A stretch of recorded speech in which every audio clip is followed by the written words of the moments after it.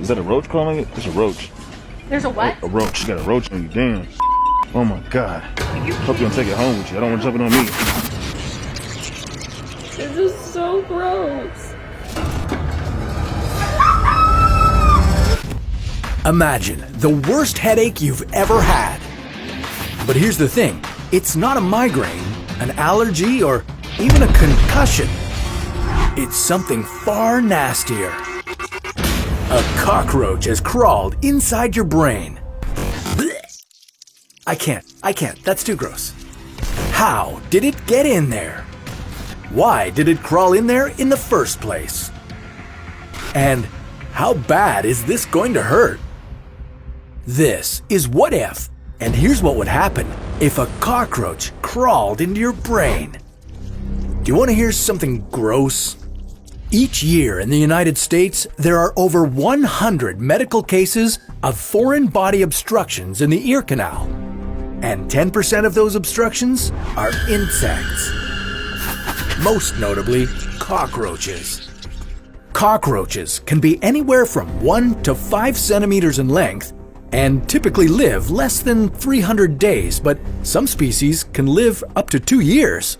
These little monsters are the ultimate survivors. They can survive for 40 minutes without air and up to 30 minutes underwater.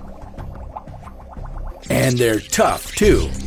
Cockroaches can be almost completely flattened and still survive. They're meant to last, and one of the ways they like to ensure this is to hide in tight, dark crevices. You know, like baseboards, under floors, and your ear canal. And to make matters worse, the cockroaches have decided to dig a little deeper. Deeper as in crawling around your brain.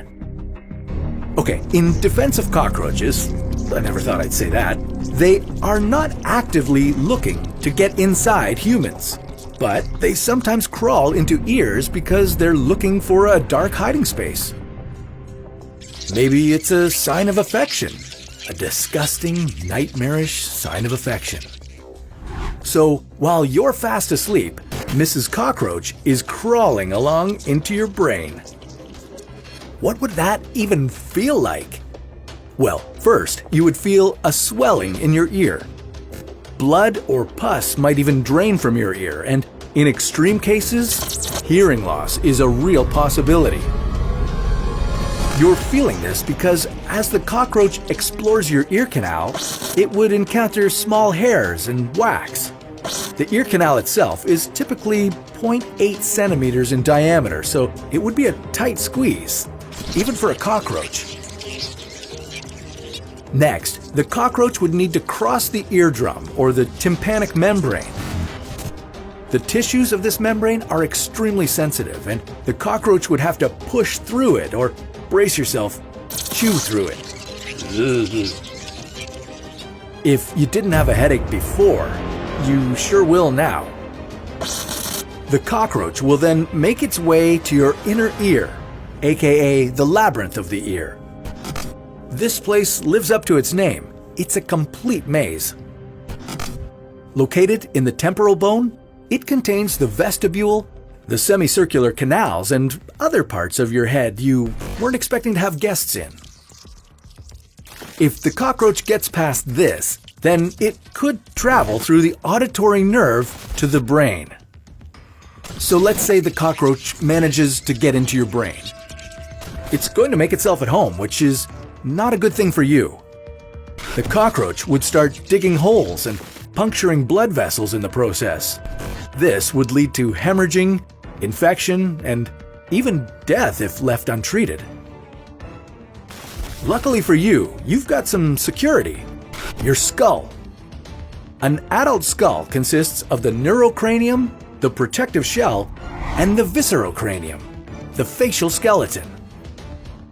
What all this means is you'll be able to stop the roach in its tracks. But you're not out of the woods yet. Apparently, roaches can't crawl backwards, which is a horrible fact to learn while one is in your head.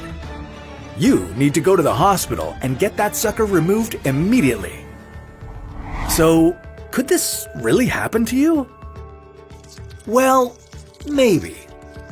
According to the Times of India, a very unlucky woman started suffering head pain and a tingling, crawling sensation. It wasn't until her third visit to the hospital that doctors found the reason for her horrible headaches. A large and very much alive cockroach was hanging out in her skull, right between her eyes. It was there for 12 hours before doctors were able to remove it. And that's just one of several real-life cases of insects spelunking around in people's heads. So, if you take anything away from this, it's to protect that brain of yours. You never know what might be wanting to move in.